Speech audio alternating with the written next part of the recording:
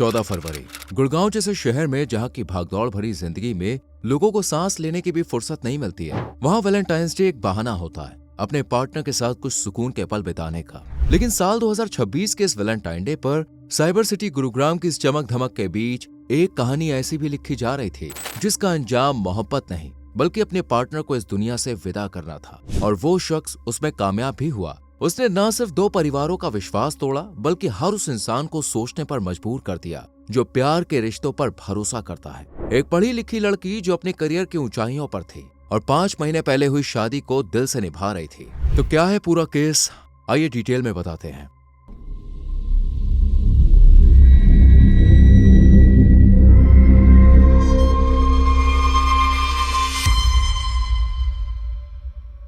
जिस लड़की की हम बात कर रहे हैं उसका नाम था महक कथूरिया, जो अपने परिवार के साथ हरियाणा के हिसार में सेठी चौक स्थित तिकोना पार्क के पास रहा करती थी। महक की उम्र करीब 27 साल के आसपास थी और उसकी फैमिली एक मिडिल क्लास फैमिली थी, जहां पिता कृष्ण कथूरिया हिसार में ही सब्जी की दुकान चलाते थे, जबकि महक की मां एक हाउसवाइफ थी जिन्होंने अपनी बेटी महक और एक बेटे नितिन की परवरिश में कोई कमी नहीं छोड़ी थी, चाहे वो पढ़ाई में हो या संस्कार सिखाने में। महक की मां हमेशा से चाहती थी कि उनकी बेटी पढ़ लिख कर उनकी फैमिली का नाम रोशन करे और महक का भी सपना यही था, इसलिए वो बचपन से ही खूब मन लगाकर पढ़ाई करती थी, जिसका रिजल्ट ये हुआ कि महक ने 12th क्लास में 90% से ज्यादा नंबर हासिल किए और क्लास में टॉपर बनी। इसके बाद उन्होंने दिल्ली यूनिवर्सिटी में दाखिला लिया और वहां से बीकॉम की पढ़ाई पूरी की, वो भी फर्स्ट डिवीजन के साथ। इसी बात से आप अंदाजा लगा सकते हैं कि महक कितनी होनहार स्टूडेंट रही होगी, जिन्होंने अपनी मेहनत के दम पर देश की एक बड़ी बैंक HDFC में डिप्टी मैनेजर की पोस्ट हासिल की और उनका ट्रांसफर गुरुग्राम में किया गया।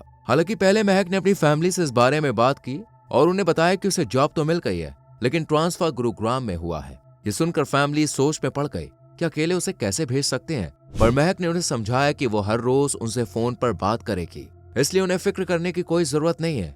बेटी के सेल्फ इंडिपेंडेंट बनने के जुनून को देखकर फैमिली ने भी हामी भर दी और साल 2021 के आसपास महक गुरुग्राम आ गई और यहाँ मौजूद HDFC ब्रांच में काम करने लगी। महक में खूबी ये भी थी कि वो लोगों को अपनी बातों से बहुत जल्दी इंप्रेस कर दिया करती थी, यहाँ तक कि क्लाइंट से भी काफी अच्छे से बातें करती थी, इसलिए उसे पूरी टीम को लीड करने का काम भी सौंपा गया था। महक अपने काम में माहिर थी और बेहद खुश मिजाज इंसान थी। वो अपने परिवार के लिए वो रोशनी थी जो किसी भी अंधेरे कमरे को रोशन कर सकती थी। महक ने रहने के लिए गुरुग्राम में ही किराए पर एक अपार्टमेंट भी ले लिया था और वो हर रोज शाम को फ्री होने के बाद अपनी फैमिली से बात करती थी ताकि उनका हाल चाल पूछ सके और उन्हें अपना बता सके। इसी तरह करीब 4 साल से ज्यादा का टाइम बीत गया और साल 2025 ने दस्तक दे दी। अब महक अपनी प्रोफेशनल लाइफ में पूरी तरह से सेट हो चुकी थी और उसकी उम्र भी शादी लायक हो गई थी, इसलिए परिवार चाहता था कि महक की शादी करा दी जाए। इसलिए उसकी मम्मी ने एक दिन उससे बात की और पूछा कि क्या उसकी नजर में कोई लड़का है, अगर है तो वो उन्हें बता दे। इस पर महक ने मना कर दिया और कहा कि वो परिवार की मर्जी से ही शादी करना चाहती है। उसके माता पिता जिस भी लड़के को शादी के लिए फाइनल करेंगे महक उसी के साथ अपना घर बसा लेगी, यानी कि वो अरेंज मैरिज करना चाहती थी। परिवार भी ये सुनकर खुश हो गया और उन्होंने महक के लिए लड़का ढूंढना शुरू कर दिया। साथ ही अपने रिश्तेदारों से भी कहा कि वो महक के लिए कोई ऐसा लड़का बताएं जो बैंकिंग सेक्टर में ही हो और गुरुग्राम में जॉब करता, ताकि महक को शादी के बाद कोई दिक्कत ना आए और दोनों साथ में रहकर अपनी अपनी जॉब कर सके। तब महक की एक रिश्तेदार ने उनके पिता को अंशुल धवन के बारे में बताया, जो पेशे से चार्टर्ड अकाउंटेंट था। वो भी मूल रूप से हिसार का रहने वाला था। अंशुल की फैमिली भी काफी पढ़ी लिखी थी, साथ ही फाइनेंशियली भी काफी स्ट्रांग थी। इसी वजह से उसके घर में किसी चीज की कोई कमी नहीं थी और सबसे बड़ी बात तो ये थी कि अंशुल भी गुरुग्राम में ही नौकरी करता था। ये बात जब महक के पिता को पता चली तो उन्हें अपनी बेटी के लिए ये रिश्ता काफी अच्छा लगा और उन्होंने अंशुल की फैमिली से बात करके उन्हें अपने घर आने के लिए कहा। अब क्योंकि अंशुल का परिवार भी अपने बेटे की शादी करना चाहता था, इसलिए वो भी महक के घर पहुंच जाते हैं और दोनों परिवारों के बीच बातचीत हुई। साथ ही अंशुल और महक ने भी एक दूसरे को देखने के बाद रिश्ते के लिए हाँ कर दिया। इनकी जोड़ी को देखकर सभी को ऐसा लग रहा था जैसे ये एक परफेक्ट मैच है। हर कोई अंशुल की तारीफ कर रहा था कि वो एक बहुत अच्छा इंसान है और साथ ही बहुत ज्यादा नेक दिल है। साथ ही उसकी सैलरी भी काफी अच्छी थी और वो भी हमेशा से एक वर्किंग वीमन से ही शादी करना चाहता था, यानी उसे इस बात से कोई भी दिक्कत नहीं थी कि उसकी पत्नी बाहर जाके काम करेगी, बल्कि अंशुल तो बहुत ज्यादा सपोर्टिव था। बस यही बात महक की फैमिली को भा जाती है और वो अंशुल को अपने दामाद के रूप में अपनाने के लिए राजी हो जाते हैं। साथ ही शादी की तारीख 25 सितंबर 2025 फिक्स कर दी जाती है।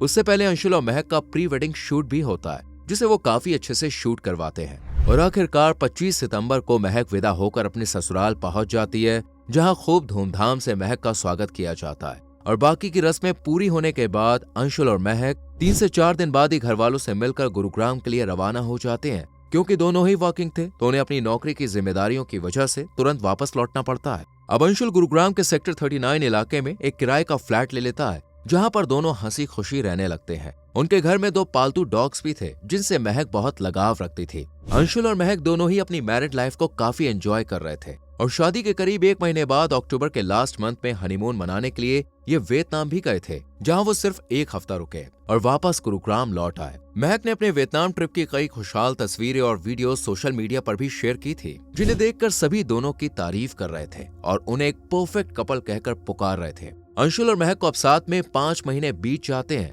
लेकिन तीसरे महीने में वो अंशुल को एक ऐसी खुशखबरी देती है जिसे सुनकर वो झूम उठता है। दरअसल महक उसे बताती है कि वो प्रेग्नेंट है और ये खबर हर बाप की तरह अंशुल के लिए भी बहुत स्पेशल थी, इसलिए वो महक का अब और ज्यादा ख्याल रखने लगता है। साथ ही महक ये खुशखबरी अपने परिवार को भी दे देती है, जिसके बाद सभी उसे आशीर्वाद देते हैं और आने वाले बच्चे के लिए तैयारियां शुरू कर देते हैं। महक की प्रोफेशनल लाइफ से लेकर पर्सनल लाइफ में सब कुछ बहुत अच्छा चल रहा था। इसी दौरान 2026 में फरवरी का महीना दस्तक देता है और 7 फरवरी से वैलेंटाइन वीक शुरू हो जाता है। पूरी दुनिया प्यार का जश्न मना रही थी। वहीं महक और अंशुल की भी छुट्टी थी, इसलिए महक उससे पूछती है कि ये दोनों अपना वैलेंटाइन डे कैसे सेलिब्रेट करने वाले हैं। तब अंशुल कहता है कि चलो हम हिसार चलते हैं, यहाँ पूरी फैमिली के साथ वैलेंटाइंस डे मनाएंगे। ये सुनकर महक भी राजी हो जाती है और दोनों तैयार होने के बाद हिसार के लिए निकल जाते हैं, जहाँ ये 14 फरवरी का पूरा दिन फैमिली के साथ बिताते हैं और रात को भी वहीं रुकते हैं। अगले दिन 15 फरवरी को अंशुल महक को लेकर उसकी फैमिली के पास जाता है, जहाँ वो केवल 10 मिनट रुकते हैं और फिर शाम के टाइम गुरुग्राम वापस जाने के लिए निकल पड़ते हैं।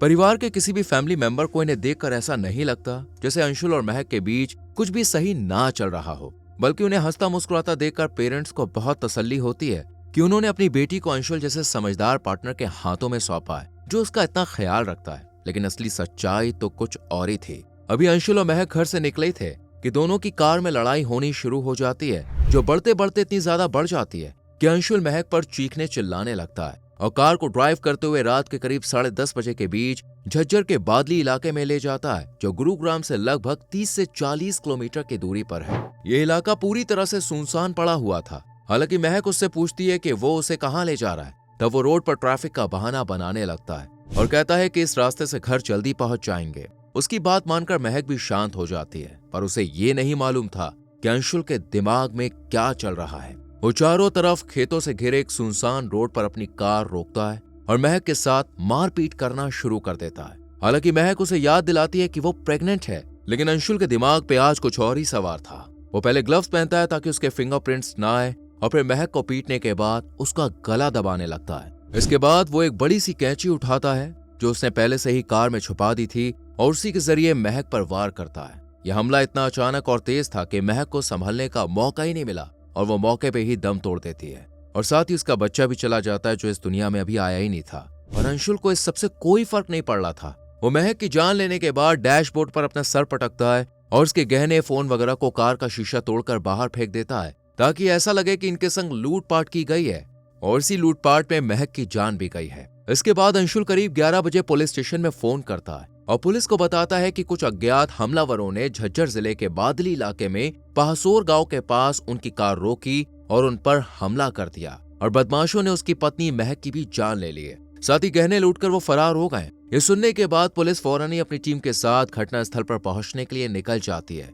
जबकि अंशुल अब महक के घर वालों के पास फोन करता है और उन्हें भी इस हादसे के बारे में बता देता है, जिसे सुनकर परिवार के तो जैसे पैरों तले जमीन ही खिसक जाती है और वो बिना टाइम गवाए बादली इलाके में पहुंच जाते हैं। तब तक पुलिस भी यहाँ पे आ चुकी थी, जो महक की बॉडी को देखने के बाद उसे अपने कब्जे में ले लेती है और पूरे उस लोकेशन को सील कर दिया जाता है। इसके बाद फॉरेंसिक टीम को बुलाया जाता है, पर वहां मौजूद एक्सपीरियंस्ड अफसर की नजरें कुछ और ही तलाश रही थी। वो अंशुल की कहानी को परख रहे थे, जो वहीं खड़ा हुआ था और लगातार रो रहा था। पुलिस को ये समझ में नहीं आ रहा था कि लुटेरों ने जब महक की जान नहीं बख्शी तो उन्होंने अंशुल को क्यों छोड़ दिया और ना ही उसका फोन और कीमती सामान अपने साथ लेकर गए, क्योंकि कोई भी प्रोफेशनल चोर ऐसा नहीं करता है। वो सारे सबूत मिटाकर ही जाता है ताकि पुलिस उस तक ना पहुंच पाए। पर यहाँ तो मामला कुछ अलग ही था, क्योंकि सिर्फ महक को ही मारा गया था और उसका ही सामान गायब था। जबकि अंशुल को सर में चोट के अलावा कुछ भी नहीं हुआ था और न ही उसका सामान गायब था। ये बात पुलिस के दिमाग में शक पैदा कर देती है, इसलिए वो अंशुल से ही पूछताछ करने का फैसला करते हैं और उसे हिरासत में लेकर सबसे पहले ये पूछते हैं कि वो इस रोड पर आया ही क्यों था, उसने इतना सुनसान रास्ता क्यों चुना था, जबकि ये तो लंबा पड़ता है। ये सुनकर अंशुल सोच में पड़ जाता है और अलग अलग कहानियां बनाने लगता है, लेकिन पुलिस समझ गई थी कि वो सिर्फ बातें घुमा रहा है, इसलिए उस पर शक और ज्यादा बढ़ जाता है। इसके बाद पुलिस अंशुल से कहती है कि चलो सीन रिक्रिएट करते हैं, तुम बताना कि उस रात क्या क्या हुआ था, चोर कहाँ से आए थे, कैसे उन्होंने महक को मारा, सब कुछ। इतना कहकर पुलिस उसे अपने साथ घटनास्थल पर ले जाती है और जब रिक्रिएशन शुरू किया जाता है तो अंशुल की कहानी झूठी साबित होने लगती है। वो कुछ भी सही से नहीं बता पाता है, जिस वजह से पुलिस को यकीन हो जाता है कि उसी ने अपनी पत्नी को मारा है और पुलिस को गुमराह करने के लिए लूटपाट की कहानी गढ़ी है। खैर, पुलिस अब अंशुल को दोबारा पुलिस स्टेशन ले जाती है और वहां जब उससे सख्ती से पूछताछ की जाती है तब आखिरकार अंशुल अपना गुनाह कबूल कर लेता है और पुलिस से कहता है कि हाँ, उसी ने महक को मारा है। पर क्यों? जब यही सवाल पुलिस उससे पूछती है, वो उसके पीछे की वजह शक को बताता है। दरअसल शादी के 3 महीने बाद ही अंशुल को ऐसा लगने लगा था कि उसकी पत्नी का किसी और से अफेयर चल रहा है। अब क्योंकि महक एक वर्किंग व्यूमन थी तो उसे दिन भर दर्जनों लोगों से बातें करनी पड़ती थी, मीटिंग और फोन कॉल्स अटेंड करने होते थे जो महक की जॉब का पार्ट था। लेकिन अंशुल को ये सब पसंद नहीं था। वो नहीं चाहता था कि महक किसी से भी बात करे और ना ही वो उसे जॉब करते हुए देखना चाहता था। हालांकि उसने शादी से पहले कहा था कि उसे हमेशा से एक वर्किंग वीमन से शादी करनी थी और उसे महक की जॉब करने से कोई ऐतराज नहीं है। लेकिन शादी के बाद अंशुल की सोच पूरी तरह से बदल गई थी। वो महक को बहुत ज्यादा कंट्रोल करने लगा था और अगर वो किसी से देर तक फोन पर बात करती तो उससे सवाल जवाब करता कि वो इतनी देर से किससे बातें कर रही है। रात को उसके सोने के बाद ऑनलाइन क्यों थी, ये सवाल महक की जिंदगी का हिस्सा बन चुके थे। हालांकि उसने अंशुल को बहुत समझाने की कोशिश की और उसे यकीन दिलाया कि वो उसके अलावा किसी से भी प्यार नहीं करती है और ना ही किसी के साथ उसका कोई रिश्ता है, इसलिए अंशुल शक करना बंद करते। पर हम सभी जानते हैं कि शक का कोई इलाज नहीं होता है। अंशुल का ये शक धीरे धीरे एक सनक या पागलपन में बदलता जा रहा था। उसे लगता था कि महक का कैरेक्टर ठीक नहीं है। वो हर रोज बैंक में न जाने कितने लोगों से मिलती होगी, उनसे हंस हंस के बातें करती होगी। अंशुल हर टाइम इसी बारे में सोचता रहता था, जिस वजह से महक और उसके रिश्ते में दूरियां आती जा रही थी। पर महक ऐसा नहीं चाहती थी, इसलिए उसने वैलेंटाइंस डे भी मनाने के लिए कहा ताकि दोनों के बीच सब कुछ ठीक हो सके। तब अंशुल ने उसे अपने घर ले जाने का फैसला किया और कार में पहले से ही ग्लव्स और एक कैंची छुपा कर रख दी। इसके बाद ये दोनों 14 फरवरी को हिसार पहुंचे और 15 फरवरी को जब वापस लौट रहे थे तब दोनों के बीच फिर से लड़ाई झगड़ा हुआ, क्योंकि महक के फोन पर लगातार मैसेजेस आ रहे थे जिनका वो रिप्लाई कर रही थी। बस यहीं से अंशुल का पारा हाई हो गया और उसने महक से झगड़ा करना शुरू कर दिया कि वो किससे बातें कर रही है या उसे कोई वैलेंटाइंस डे विश कर रहा है। इसी बात पर दोनों में बहुत ज्यादा लड़ाई हुई, जिसके बाद अंशुल ने गुस्से में महक की जान ले ली और पुलिस को गुमराह करने के लिए एक झूठी कहानी गढ़ी। और ये खुलासा अंशुल ने पुलिस के सामने किया तो पुलिस के साथ साथ परिवार भी दंग रह गया। मैंने इंसाफ चाहिए, मेरी लड़की को क्यों मारा गया, की गलती है होती, इतनी हंसी खेलती मेरी लड़की को मार दी। और किसी को भी यकीन नहीं आ रहा था कि एक पढ़े लिखे लड़के की इतनी घटिया सोच हो सकती है कि उसने सिर्फ शक के चलते अपनी पत्नी को मार दिया और साथ ही अपने बच्चे को भी। फिलहाल अंशुल पुलिस की गिरफ्त में है। अदालत में पेश किया गया, जहां से पुलिस ने सबूत जुटाने के लिए उसे रिमांड पर लिया था। पूछताछ और सीन रिक्रिएशन के प्रोसेस के बाद उसे न्यायिक हिरासत में जेल भेज दिया गया है। आपके हिसाब से ऐसे शक्की पति को क्या सजा दी जानी चाहिए और इस केस को लेकर आपकी क्या राय है, कमेंट सेक्शन में जरूर लिखें। वीडियो को लाइक और शेयर करके चैनल को सब्सक्राइब करें और बेल आइकॉन प्रेस करें, जिससे आने वाली कहानियां आपसे मिस ना हो।